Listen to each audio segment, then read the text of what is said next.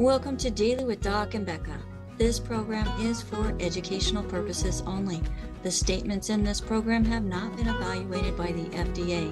The content is not intended to diagnose, treat, cure, or prevent any diseases, nor is it intended to take the place of your primary care physician. Testimonials are shared as individual experiences of the individual sharing their testimony. Results vary and may not be typical. We do not make any claims regarding health or income. As an empowered individual, you do have options available. We are honored to have a founding father of the science of epigenetics guiding us with the best options to obtain or maintain optimal health, Dr. Joel Wallach.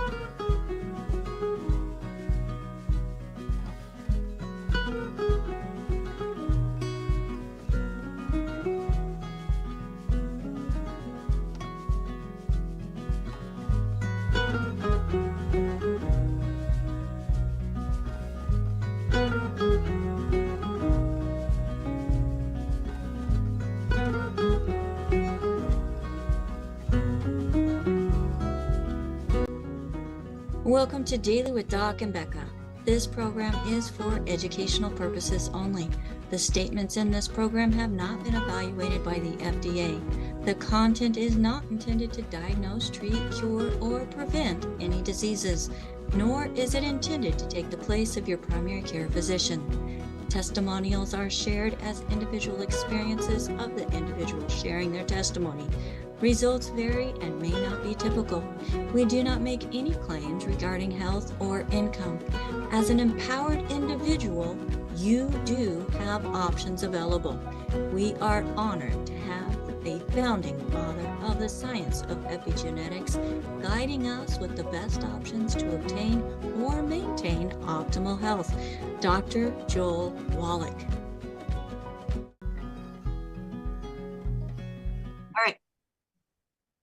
All right, hello everybody, and welcome to Daily with Doc and Becca. Please let those doors of the waiting room come on open as we have a full waiting room.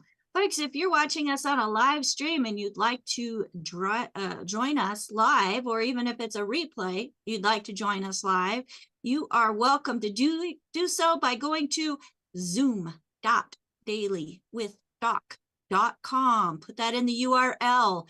That is zoom.dailywithdoc.com. My name is Becca Dukes, and as the Director of Student Services for the Institute of Holistic Health, the producer and hostess of this program, it is my honor and privilege to introduce you to a world that you're not going to hear in most medical settings. And that is the world of nutrition and its importance. So folks, if you are invited by somebody specific, take the time to reach out to them and tell them thank you. They're going to be your point of contact, as we are a resource for an amazing community of individuals who care about others, especially when it comes to their health. And seeing people just barely surviving breaks my heart. And I know it does for others as well, because I have found that it is absolutely possible to thrive and not have to go through each and every day dreading because of some of the symptoms, poor health symptoms that we experience, or the chemicals that are having to be taken in order to mask those symptoms. Folks, our bodies are not chemical deficient. They're nutrient deficient. So today, like no other day, we are going to be learning more about the importance of nutrition. Now, if this is your first time here, welcome. And if you're here live with us here in the Zoom, make sure that you have that chat open, as we are going to be putting information into that chat. We have the amazing Marilyn, one of our co-hosts, who does a fantastic job of dictation and putting information into that chat. And it's only available here in the live Zoom. So again, folks, if you want to join us, it's Monday through Friday, most days, Monday through Friday, from 12 to 1 p.m. Pacific time. That's 1 to 2 Mountain, 2 to 3 Central, and 3 to 4 Eastern. And if you're in South Africa, like another one of our co-hosts, it is 10 to 11 p.m. at this time of the year in South Africa. So thank you, Albert, for being here and helping us go through today's program. So today's program, folks, Dr. Judy Reynolds is a renowned expert in animal nutrition with a PhD specializing in nutrition. While her focus has been on our equine friends, her deep understanding of animal physiology and the importance of proper nutrition offers valuable insights that we as humans can take advantage of and apply to our human health. So Dr. Judy has a knack for making complex scientific information accessible and engaging, whether she's teaching in the classroom or presenting at a major conference. Today, we are honored to be able to have her experience in exploring the role of the salt of the earth, essential minerals in our own well-being. Dr. Judy, welcome to Daily with Doc. Greatly appreciate you being here. It's always a joy, and we always get such great feedback because people do like to have that scientific, deep look into things where others don't, and there's going to be some people that are just like, I don't get it. But then there's so many of us who do get it, especially with your diagrams and your presentations and sharing the scientific side of how nutrition works within the body. So thank you so much, Dr. Judy. How are you today? Thank you, Becca. I'm doing great. I'm glad to be here. Interesting topic today. And last time, for those of you that may have missed it a week ago, we talked about sugar and sugars. And there's a correlation between what's been done with sugars and what's been done with salt. So I'm going to kind of interplay on that a little bit. Salt, if you think about it, has really been demonized. There's been a whole focus on reducing salt in your diet. Eat less salt, eat less salt. And yet in the animal world, we have understood for a very long time how important salt is. As a matter of fact, every grazing animal, all of the cattle and horses and other animals that eat grass have to have a salt block or something put out there, because the grasses, the plants themselves, use potassium for their internal processes, for turgor pressure, to keep the fluid in the plant going up the plant. They just use potassium, but they don't use sodium at all. Whereas all of us as animals have to use sodium. So we literally, if we're animal scientists and we're formulating for any grazing animal, we know we have to put that salt out. And I'll talk more about that later too. But also, there are other minerals. Did you have a question, Becca? Well, I just wanted to interject. I mean, as a country kid, a farm kid, 4-H, I mean, we added little mineral spools for the rabbits and all of our little rodents that we had growing. We also put stuff out for the chickens. And we knew with the rabbits, because there's different ones, but with the rabbits, depending on which one we put out, we had healthier litters. Mm-hmm. So actually, it's not just about salt. Right. Well, and salt is the one that animals really seem to crave. And so what we do is we piggyback other minerals onto salt, because most of the minerals, if you just took the mineral, they taste terrible. I mean, they're not Mhm. meant to be eaten by themselves. They're meant to be eaten as part of a plant or in a grouping rather than just plain salt. And I'll talk about trace mineral blocks and mineral blocks towards the end. I've kind of, that's the way I put it with the slides. But so a Excellent. couple things. So again, salt has been demonized lately in the medical community.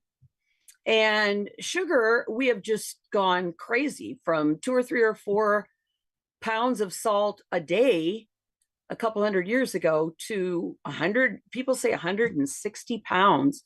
I'm sorry, a year, not a day, a year.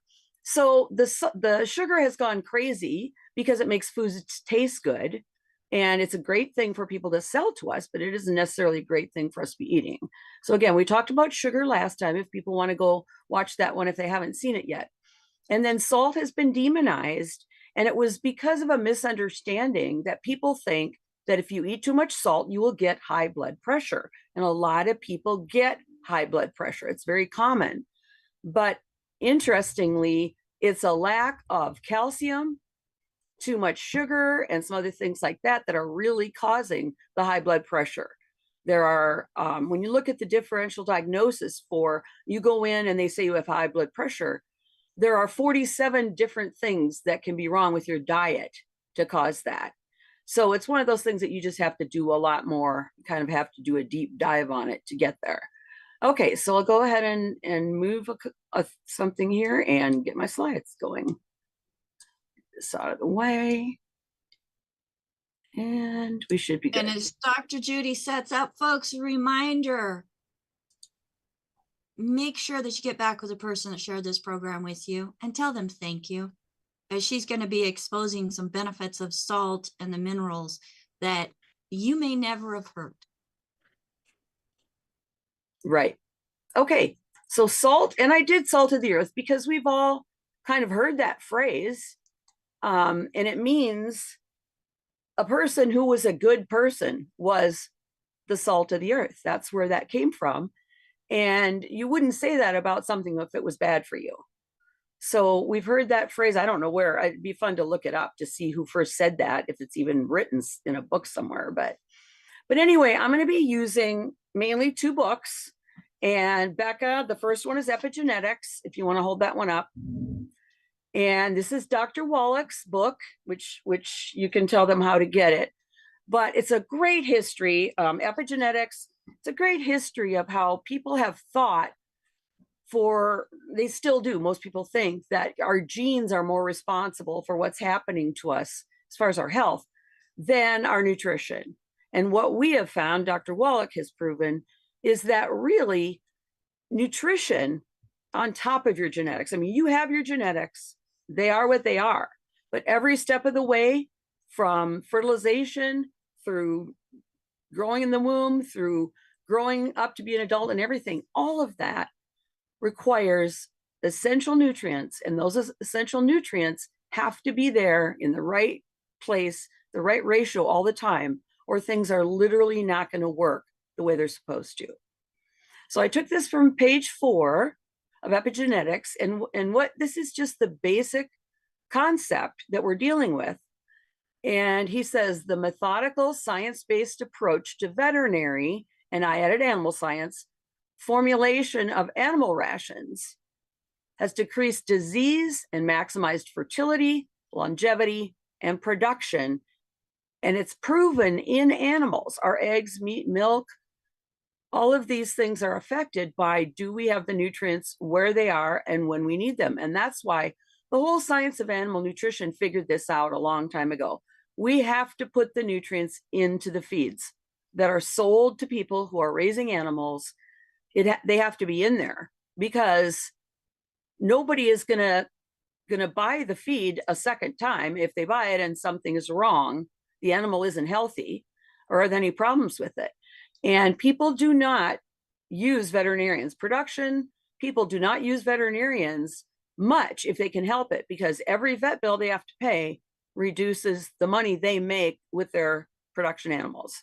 So basically, this is just something that we've known in the animal industry forever. And one of the big problems with health is that human nutritionists and veterinarians, or shall we say medical doctors, sorry, and animal veterinarians and nutritionists don't talk to each other.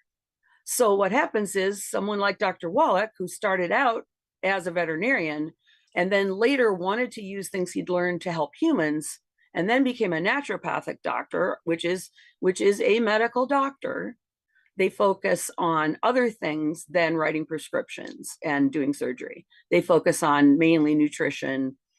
So people like that have shown us that when we've already figured something out in animal science, we need to be doing it in people. And I happen to be another person with that same philosophy because I've studied human nutrition since I was a teenager, and I've loved horses and spent my career working with horses in doing animal nutrition. So I've also got a background in both. And believe me, when you can compare different things, like different species and what they need to eat for different purposes, when you can compare that, it makes it so much easier to understand, and it makes so much more sense. So this is just the key thing that we're talking about. And so what we're trying to do is get people to understand for humans, because what happens there is they put together these insurance companies, and you will pay in every month or whatever your program requires. You're paying money, and quite a bit of money usually, in to that insurance company.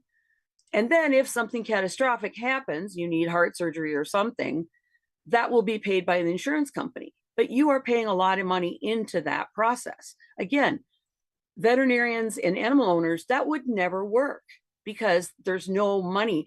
It would cost too much money to do it that way. But we've kind of been sucked into this feeling that we can just pay a bunch of money and get either whatever things they're giving us on a monthly basis, or we are covered for a catastrophic problem. So we got to work on this and try to get the information from animals into use with people. Okay, so again, in epigenetics, I'm just trying to orient you a little bit. With the grazing animals, the large grazing animals and things, when we formulate feeds, we look at the dry weight of the diet, and we formulate our animal feeds at about 0.5% of the dry weight of the diet. So you look at how many pounds of food that animal will eat. And then as you're doing the formulation, that's how you're going to look at it. Okay, and just some statistics here. In Western cultures, again, we've been told over and over and over and over, keep your salt low.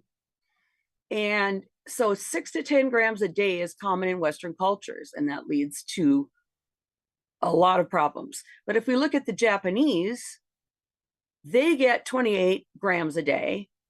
And interesting, they live on an average 4 years longer than Western culture people. And those, Dr. Wallach did those statistics, just looking up, using official data and looking those things up.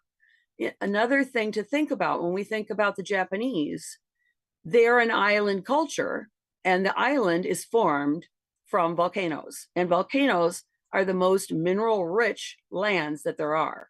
So when people talk about longevity, if you notice, those cultures that have the longest lifespan live on the coast, or they live on islands, and they have really mineral rich soils. Something to think about.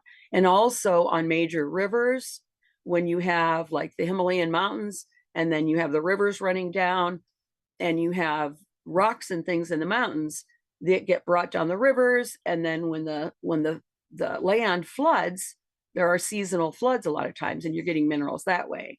So people are living longer, and those things are, and being healthier because of that kind of a situation.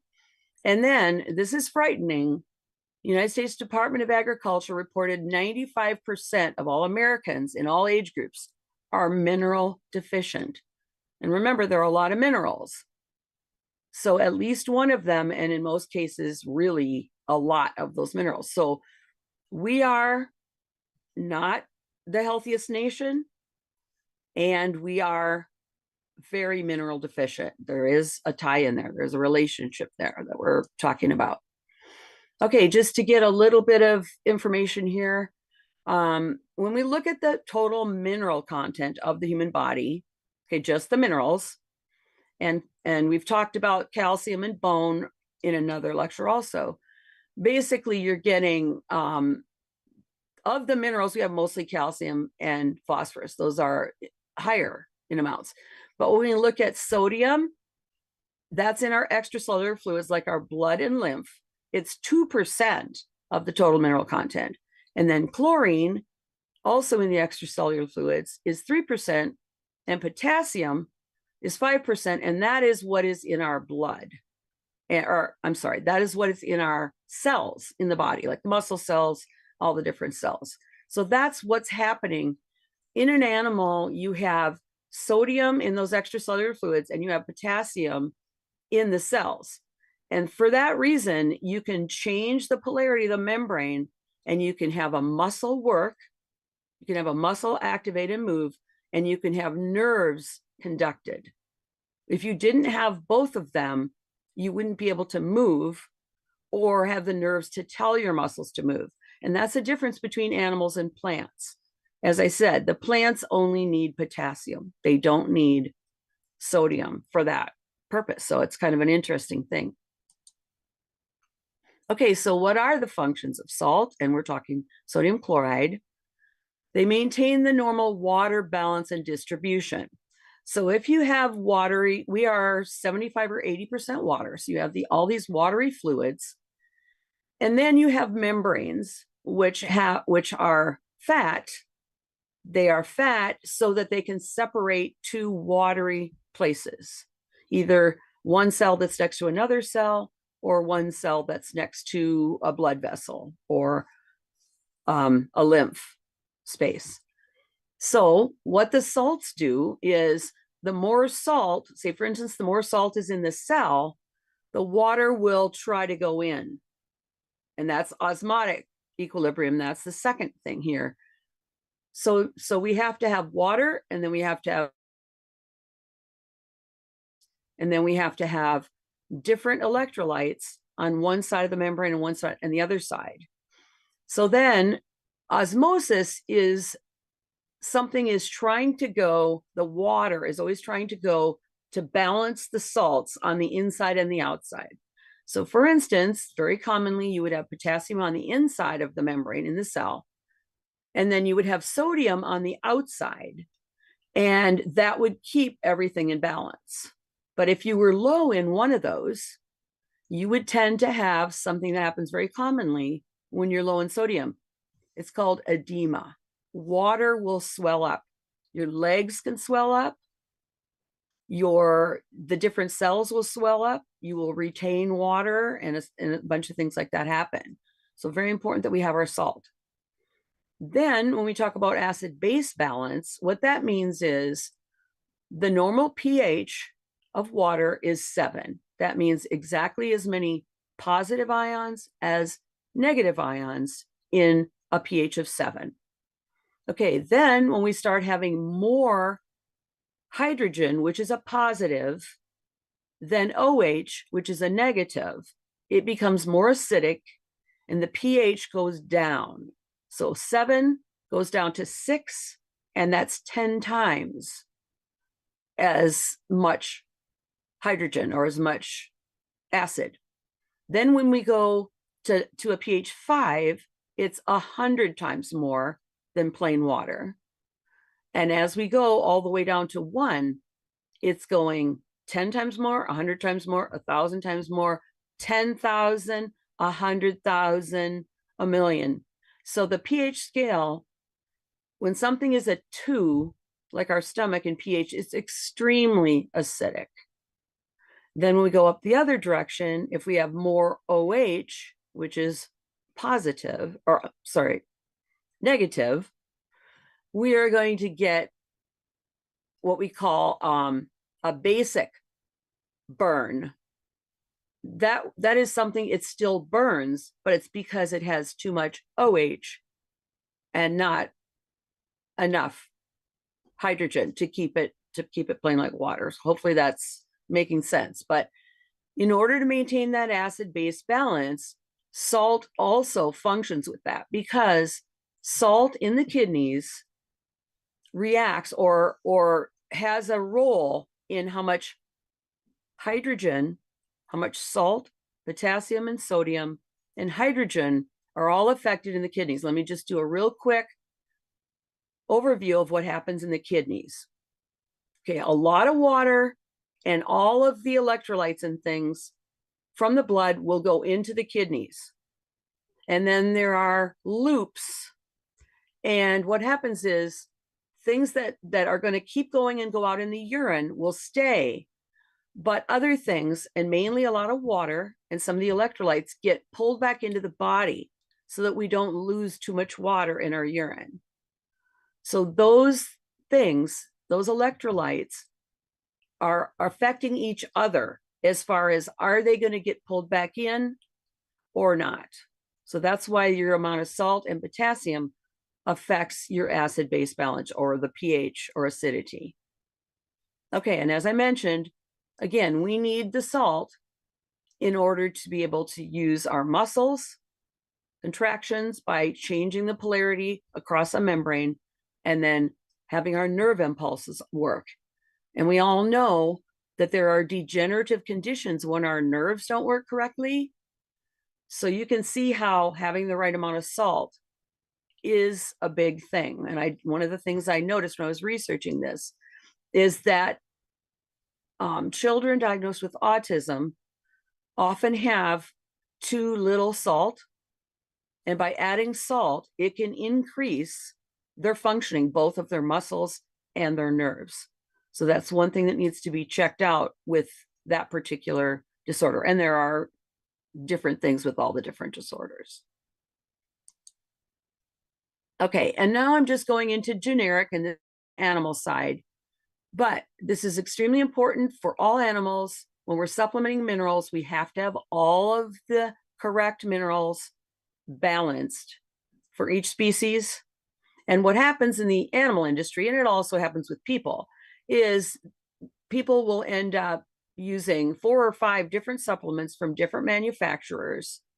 And then we might get too much of one thing, not enough from another. And that's what we call it not being balanced. So that happens with both people and with animals. And that's a huge thing that we have to try to do. So we are recommending a complete vitamin mineral supplement, obviously, to make that work. And I'm going to go to this mineral wheel again. I want to make sure people are understanding what this is. What they did is they wanted to look at what would happen if I decided to change the amount of one mineral. And since we're talking about sodium, let's just say sodium. And I hope it's on there. It's Na. Okay, right here, Na. So when you change sodium, what is it going to affect? And it goes and does this. And I can tell you, sodium should go to more than this. I don't know why it's that way. But all they did is they took different minerals, put them around here. And then if they had a research project that showed, let's grab calcium, because that's the most abundant mineral in the body. Obviously, if you change the calcium, you are going to change the need for, or the amount of, all of the ones that have lines, which is almost everywhere from calcium. Okay. Now, this doesn't mean that there's a wheel that looks like this in the body that has all the minerals together. That's not what it is. It's a diagram of how things change. And it just reinforces the idea that when you're going to formulate for people or for animals, you really need to pay attention so that you don't change everything else and make it not work like it's supposed to. That's the problem with people who go and say, okay, I have a cold coming on, I'm going to go get some zinc. Well, zinc is part of 200 different enzyme systems. And so when you change the zinc, you're going to be low for one thing in copper. You won't have as much because you need a 4-to-1 zinc copper ratio and things like that. And so it's super important to keep everything balanced. And that's what the formulators do. That's what I did as a horse nutritionist. And that's what the longevity people do, the formulators do, to put the supplements together. And we have products that are, when put together, and we can't put our fat products together with our mineral products and things and put them together. So that's why you end up with capsules with essential fatty acids. And then you have macro minerals, your calcium and phosphorus and magnesium and things are needed in much larger amounts. And then you have another product that you put together that has the trace elements, the rare earths, and those kinds of things. So we end up with maybe 3 products meant to be together, meeting all of the basic essential needs. Okay, and I wanted to show you in the animal industry, there are a couple of different types of mineral blocks. This one is really popular. But what ends up happening is with this is the trace mineral salt block. If you feed it according to the way it's recommended, it's going to give you 73.5% of the sodium requirement of the animals, but it's not going to give you any of these other major minerals, the 4 that I was talking about. And these are trace minerals, and you see the amount is so small. Yes, it's better to get these than nothing, but they'd have to eat so much salt, they wouldn't get enough of these. And this was something that was done a long time ago, and the animal industry does it. And again, it's better than nothing. But what I was promoting when I worked in the animal industry is we did the same concept, but we had a mineral block, a bag, we had a special block here, and it was formulated with about 28 to 31% salt because animals will eat salt when they know they need it. But the rest of it, 3/4 of it, had those other minerals, the calcium, the phosphorus, magnesium, all of those things, and trace minerals and everything. And so it was all put together. So it was like an equine version of what we're doing with one of our, as I said, a program that does all 3 things with separate supplements, but that are meant to be fed together. And so that is just an example. And I think that's the last one I'm going to do here. And then I have a couple of things that I want to read from another book. So I'm going to jump out of here for right now and bring this up. Not that it has to go up, but I'm going to bring this up. Sorry, you can't see what I'm doing, but okay. So I have a book, hope you can see it here, called The Salt Fix. And this is a history. I'll let you see the author there. I want to see it. But this is a history. And there are a couple things that I noted in here. It's got a lot of wonderful things, I mean, that I could mention. But one of the things that I found, this is on page 82, it's populations that consume ample amounts of salt in which hypertension or high blood pressure is virtually absent. Okay, so we have sodium. I'll give you the sodium intakes, 3,300 milligrams of sodium a day. The next one is the same, 3,300 milligrams of sodium a day. The first one was Italian nuns. The second one is Italian lay women, same amount about that they're eating today. Population of the Cuna Indians off the coast of Panama, 3,450 milligrams of sodium. And what's happening is these populations don't have high blood pressure, the ones that are high enough. Okay, let's just pick a couple more here. We don't need to do all of them. 3,600 milligrams sodium a day in Java, which is part of Indonesia, 3,600 in Thailand. Blood pressure typically 120/75 in men and 118/77 in women. Taiwan, 4,000 milligrams sodium a day. Blood pressure 128/83. So you can just see they're getting a lot more and they're not having blood pressure issues. So something we need to look into when we're, advice is being given to us to just do so much less, and we're not doing well. Okay, here are some symptoms on page 126 of symptoms that may indicate a greater need for salt. 1, cold extremities. A lot of people have that. Peripheral neuropathy type thing. Dark urine, And that usually means that there isn't enough fluid in the urine. They're dehydrated. Decreased skin turgor, which means if you do like a pinch, with animals, we can do a pinch test and see how long it takes for the skin to jump back into shape. And that's the same thing with people. Decreased urine output, even though it could be dark urine or decreased urine. Armpits and tongue are dry. Poor capillary refill, that's that same one, the pinch test. POTS, we have heard of postural tachycardia and hypotension. If you're laying down and you sit up fairly abruptly and you feel dizzy, like you might pass out, that's what that one is. And that's been common recently in the last few years. You do have salt cravings. And syncope is a loss of consciousness, passing out, and thirst. So those all make sense. If you have those kinds of symptoms, that's something you might want to be looking at. And this is an important one too, because I'm always trying to focus on children and children's health. This is page 142. The possible harms of a low salt diet in pregnancy or those trying to become pregnant. Not enough salt, reduced chance of becoming pregnant. Again, salt is hugely important in many aspects of fertility, animals and people. Increased risk of a miscarriage. Increased risk of premature delivery and infant mortality, and increased risk of bleeding in the mother during delivery. All of these are just catastrophic.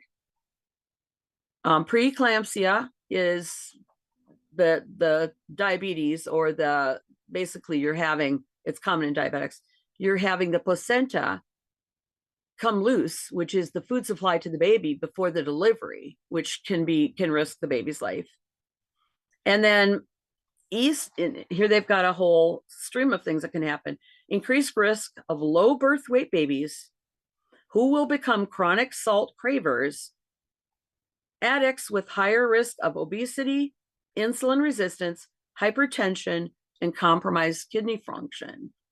So all of these things, very important in all of us, just for normal functioning, and in specifically for pregnancy and things. And I know that a lot of elderly people are having problems, have low salt intake, mainly because they probably, and I'm not going to say they don't, but they probably don't eat as much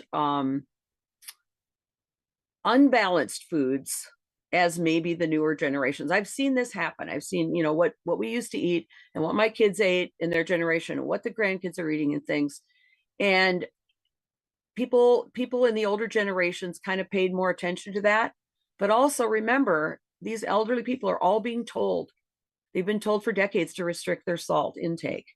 And so it just leads from one thing to another.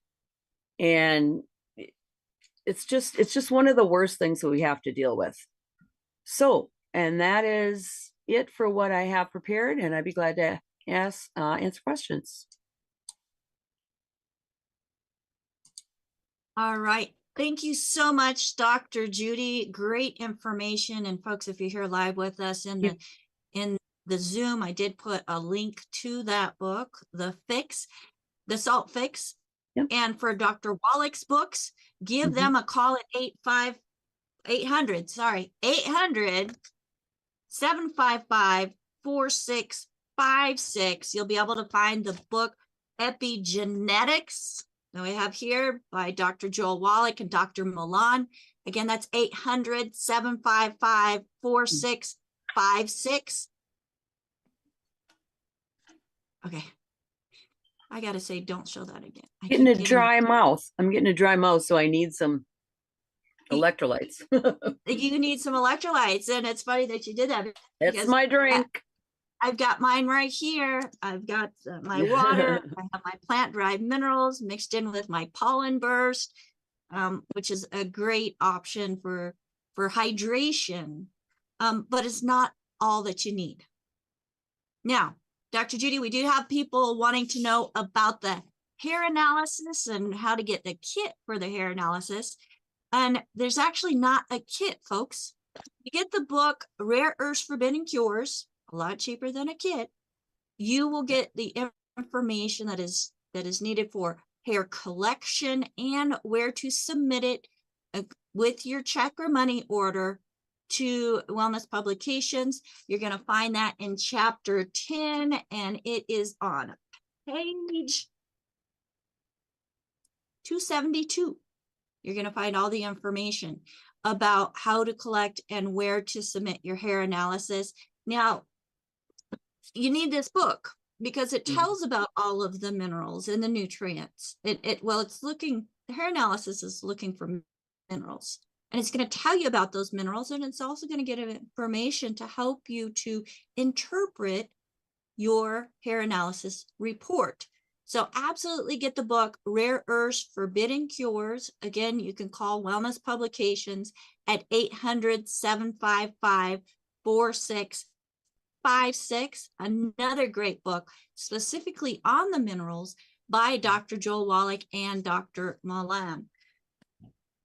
Dr. Judy. Yes. We have a question here wanting to know, do the Japanese, and you may or may not know the answer to this, but do the Japanese eat processed salt? They're living in a nutrient-rich environment where their foods are being grown in a mineral-rich environment where they really don't need to eat processed salt. I'm not familiar with the Japanese culture myself, other than from some of the things I've just been reading. They do use MSG, monosodium glutamate, which is not considered to be a great thing. But they eat fish and seaweed and a lot of things that naturally have a lot of salt.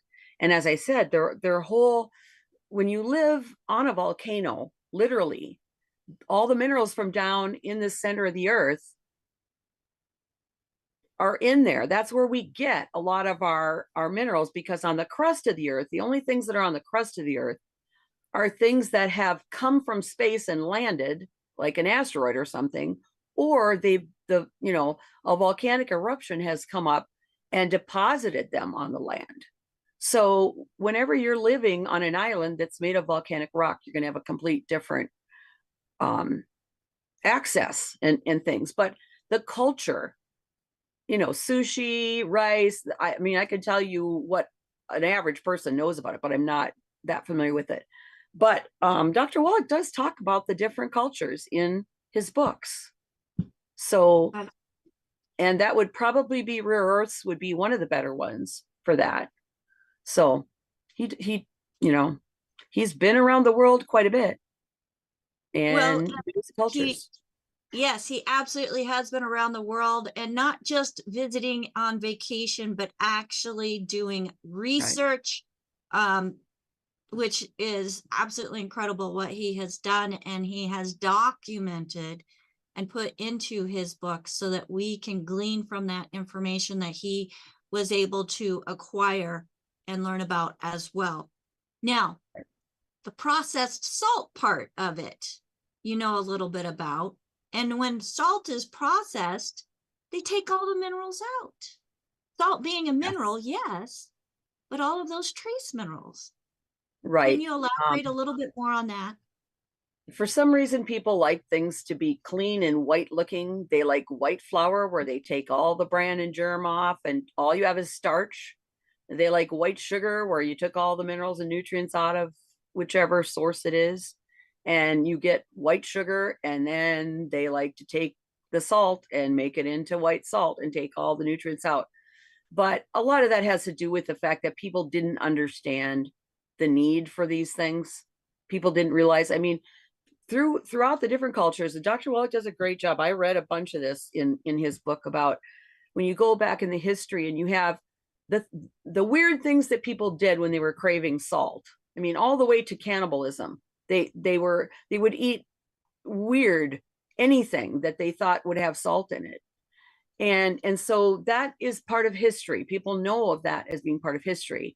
But until at least the 1800s, people didn't understand what each different thing was doing, what they were needed for. We talked about that before a little bit with the vitamins too.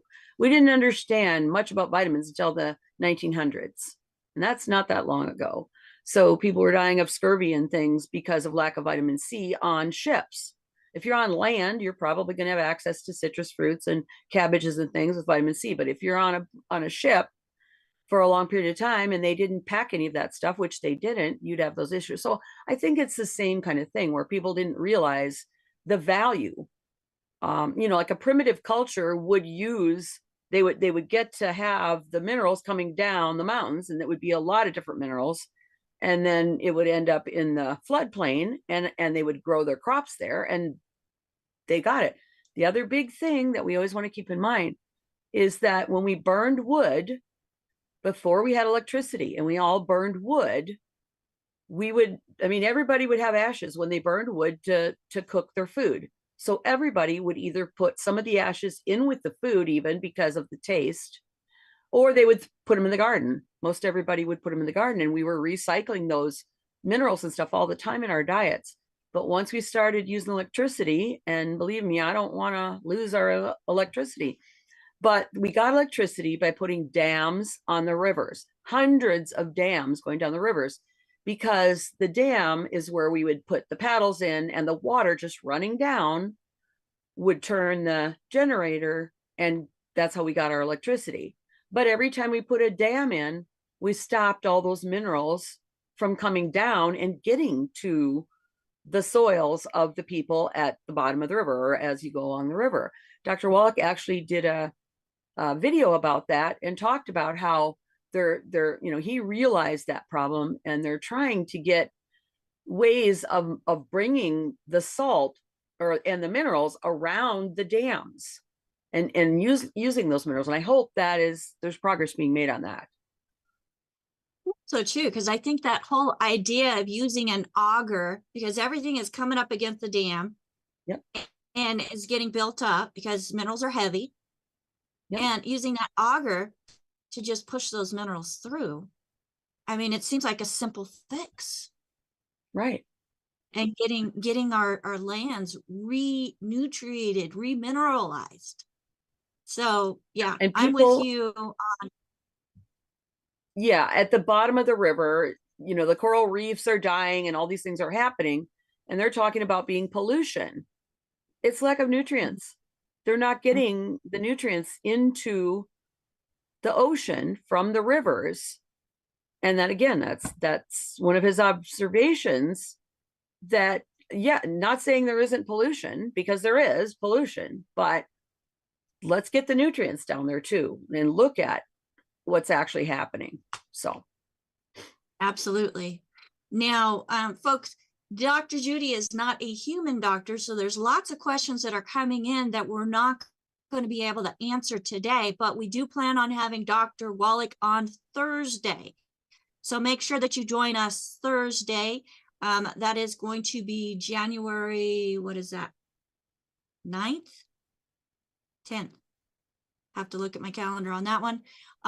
For your medical questions when you're wanting to have answers there. But like today's program, I mean, there's so much value in realizing the importance of minerals and salt, and the salt of the earth. And that was first brought to as a phrase in Matthew, I believe it's 5:13, where Jesus had said, we are the salt of the earth. The salt of the earth, meaning something that is valuable and worthy. Right. Of course, he was referring to humans, but it's because salt is so important. It's a mineral that our bodies cannot live without. Right. Now, Dr. Judy, you were mentioning earlier in regards to like how the nerves even require salt. Right. Are you able to elaborate? Because we do have somebody that's wanting to know if the lack of minerals, lack of salt may have to do with nerves. Now, you've got a lot of experience with horses and nerves. That can relate to humans as well. Right. Yeah. The tissues and the cells of the different mammals and in most animals are similar. again, basically what it is if you want a nerve, you have negative and positive charges along the inside and the outside of the membranes of the nerves. And in order for a nerve message to go down that nerve, you have to flip those negative and positive charges on the membranes. And those positive and negative charges come from sodium and potassium. So if you don't have enough, it slows and or can completely eliminate nerves doing their function. And the same thing with the muscle. Muscles are, if you look at our bones, and say, for instance, your arm, you look at your arm, you have muscles to make it go out or in, or whichever, right? So you have one muscle, when your arm is just relaxed, both of the muscles, the one that closes your arm towards your body, and the one that extends it away from your body, well, actually multiple muscles do it, but so it's just relaxed. But then when you want to move that muscle, the only way you can do it is the muscle fibers are elastic, but in order for them to actually get smaller, or in order to pull it towards me, that muscle has to get smaller, okay, to bring that muscle towards me. The only way that's going to happen is if we flip those charges along that muscle cell. The muscle cells are elongated and they have multiple nuclei.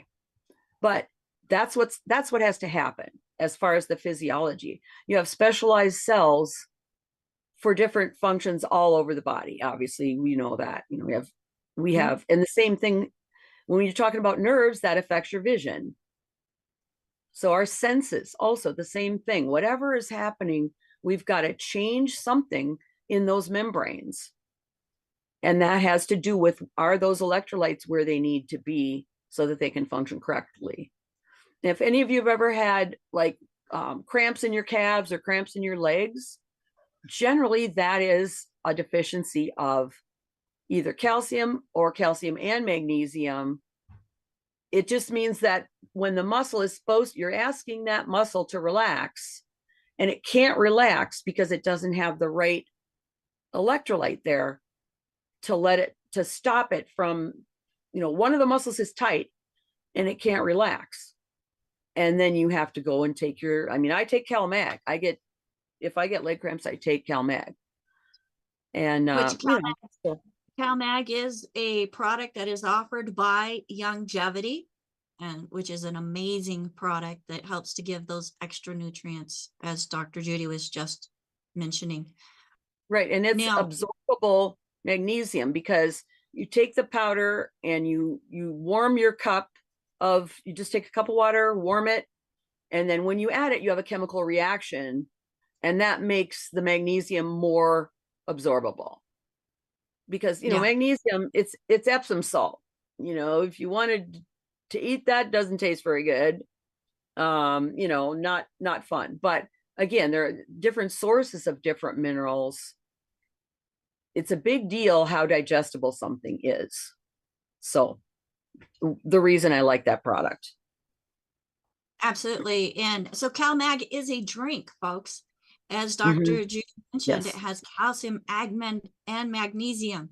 Which add it to your water, it's going to do a little bit of fizzing. That's the chemical reaction that's activating both the magnesium and the calcium, so that you do get a higher absorbability of what you are taking into your body, which is one thing that I love about the Longevity products, is they are in a form that allows the body to have over 90% absorption, which is absolutely fantastic.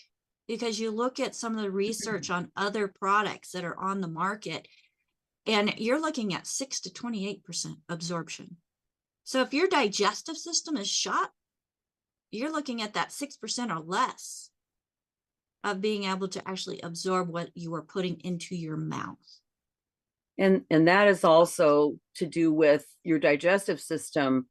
And we talk a lot about gluten, because gluten damages the villi where absorption happens, and it causes leaky gut, where things from, the food that you eat isn't actually in your cells until it goes through that one layer of cells, and gets into the blood. But if you have a leaky gut, that means that something you ate that wasn't broken down enough yet, or maybe wasn't even supposed to be absorbed, definitely wasn't supposed to be absorbed yet, leaks into the blood. And then your body has to attack that. Your blood cells have to attack it. What does that lead to? Inflammation. And then that has to be fixed. You have to get rid of the inflammation. So, it's really important not only that we get the essential nutrients in the right balance, but also we have what we call a good foods, bad foods list. And the key bad foods that we talk about are, we don't want gluten, and that's difficult. Wheat, barley, rye, and even oats, they have gliadin, which is a part of gluten. So those are damaging. Buckwheat has a different thing called phagopyrene, which is kind of like a poison ivy on the inside of your digestive system. And then we don't like the vegetable oils because of the processing method. They're delicate. Fats are delicate molecules. And when you heat them multiple times to over 400 degrees Celsius, they denature. The little fatty molecules fall apart, and our enzymes can't digest them. So two major things we want to avoid are the gluten and the vegetable oils. And someone asked a question a couple of times ago about using lard. That's more of a 400 degree. You can do that up to 400. You can do butter up to 350. And your coconut oil, which is really coconut fat, at room temperature, it's not liquid. And again, coconut is it's a medium chain saturated fat, but it's very absorbable and it's healthful. It was grouped with all of the saturated fats and demonized incorrectly when they were trying to demonize cholesterol and get us to eat the vegetable oils and all of that. It's a long story, but it was basically one marketer making a lot of money and not telling the truth, and then another marketer trying to tell the truth, but everybody believed the first one, and we ended up for a long time demonizing eggs and cholesterol, butter, milk, and all those things. So the philosophy, really, as a nutritionist, what we can do is look at the research, and people like myself and Dr. Wallach do that, do actual research, but then try to tie the whole thing together and get to the point where here are things that we do want to recommend, here are things that we don't want to recommend, and why. Because if a person is, whatever a person is eating right now, if they're having medical issues, then something has to change. And the biggest issue the thing that really scares me is that there are a lot of things out there in the literature where one person got really sick and did a certain thing, like ate a certain way, and got better and writes all about it. But the problem there is that going to work for everybody? First of all, there's no best thing for everybody. The beauty of nutrition is that we can get our macronutrients, and that means our protein, our fats, our carbohydrates. We can have many, many, many different choices on those foods and still have a good diet. We all need those vitamins and minerals and smaller things. So we supply them, make sure we have them. But we have a choice of all the different macro things, everything that provides protein, nuts, meats, certain plants. We can choose all those different things how we want to do them.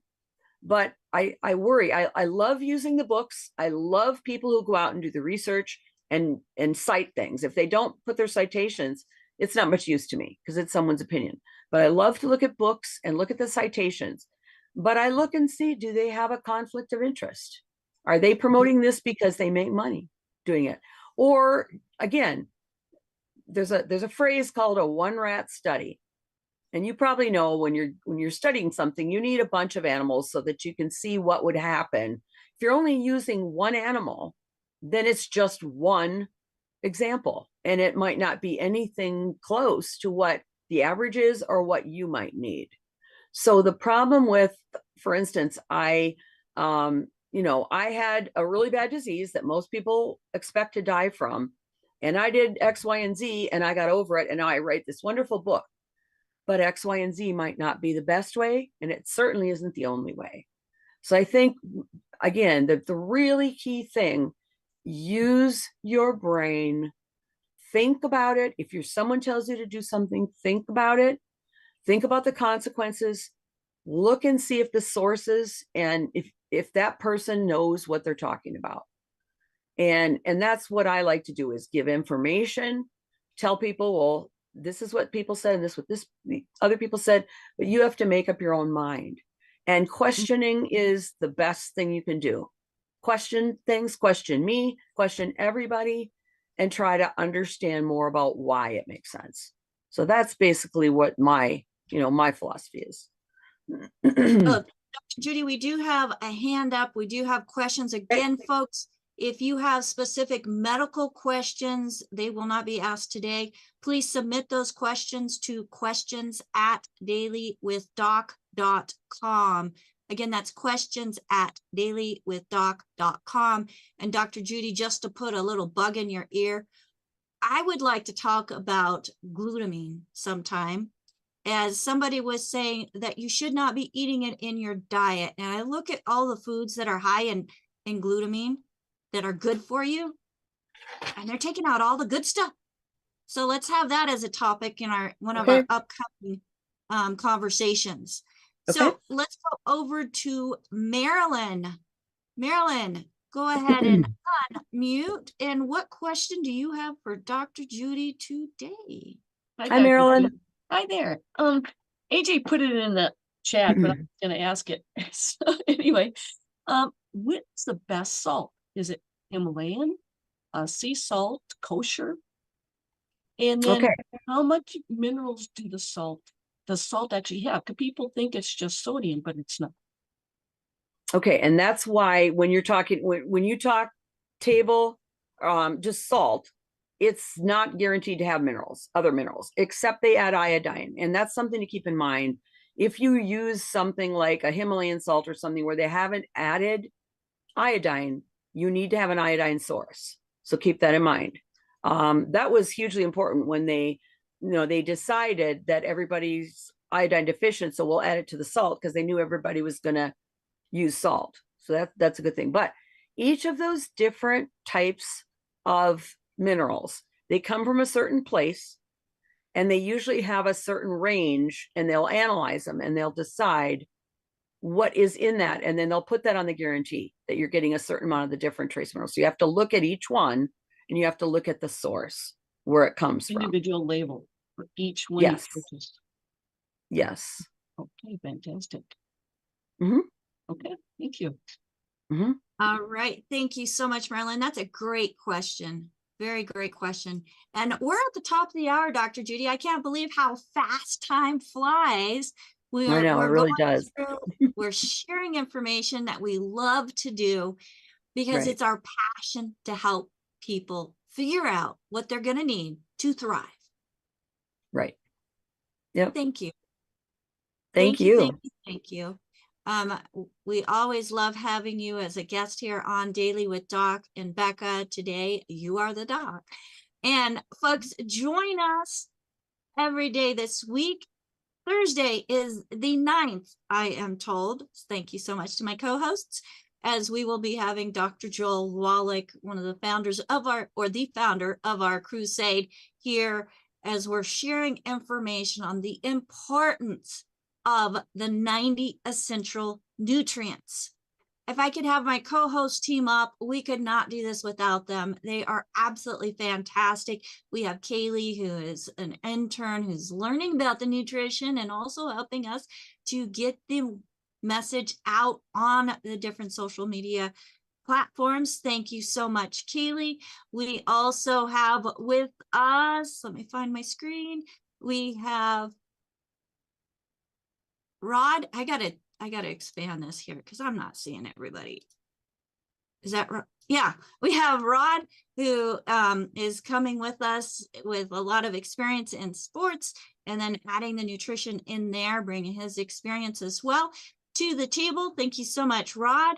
We have Sherry, as you can see, has multiple different certifications behind her, which includes certifications from other institutes that teach about nutrition, including the Institute of Holistic Health, as all of my co-hosts, minus one, are students and graduates of the Institute of Holistic Health with a certification in or as a certified holistic health coach.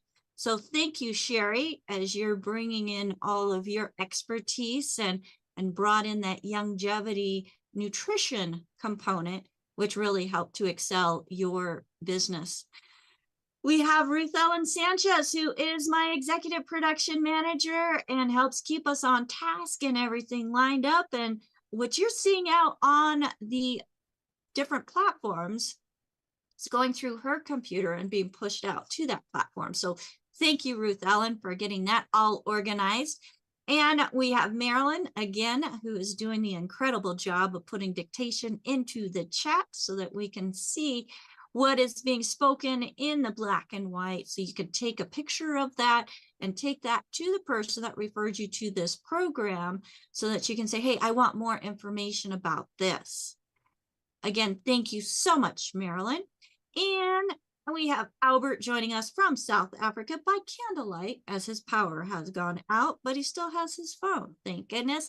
Thank you so much, Albert, as you're letting people into the Zoom. And we have, last but not least, we have AJ, who has been very instrumental in helping us get out on the different platforms and meeting people where they're at. Thank you so much, AJ, for all that you do. Folks, my name is Becca Dukes. I am just honored to be able to bring this program to you, meeting you where you're at, and supplying information that you may not have heard anywhere else. We invite you to really dive deep into the importance of nutrition through our Certified Holistic Health Coach course. You can get more information about that at coach.dailywithdoc.com. Whether you want to do it as a business or just information to help yourself and your family, you're going to find a lot of value. Again, that's coach.dailywithdoc.com. Dr. Judy also is a certified holistic health coach. But Dr. Judy, thank you for bringing the salt of the earth and its importance to today's program. You are amazing. Thank you. You are welcome. Thank you. I love to be here. Well, we love having you, and we're super excited as 2025 is going to be introducing your own podcast, which we're excited to help in doing as well. So folks, make sure you go to dailywithdoc.com, sign up for our email list so that you can stay in the know. You get information about past episodes, future episodes, and things that are just going to be, in general, edifying to your own body through nutrition. So until next time, also, if you are not working with anybody, you found us on your own, and you would like to work with a certified holistic health coach, you've never tried any of the longevity products before, nobody has mentioned Dr. Wallach to you, Dr. Judy, pharmacist Ben, and you found us on your own, then give us a call at 855-949-3377.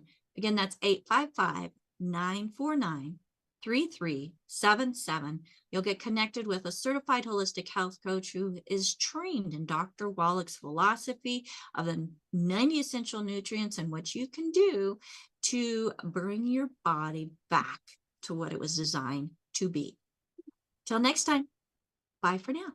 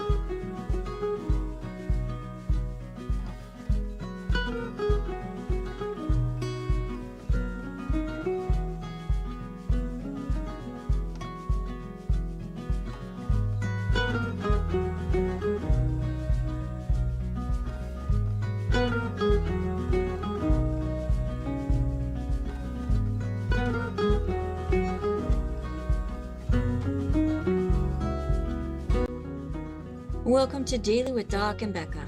This program is for educational purposes only.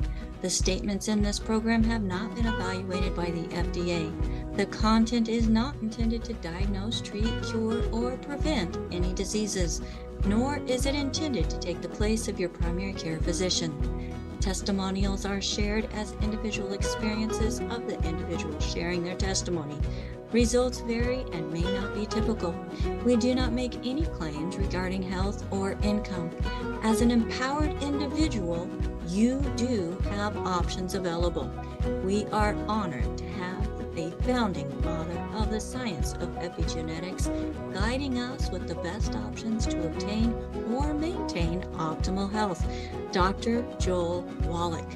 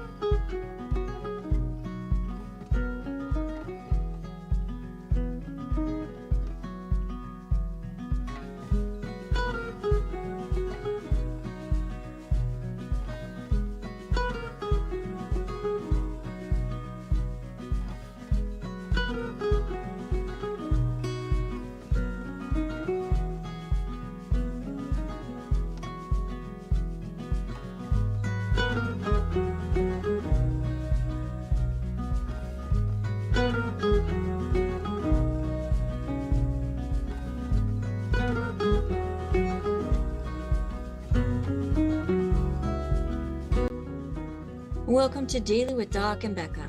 This program is for educational purposes only.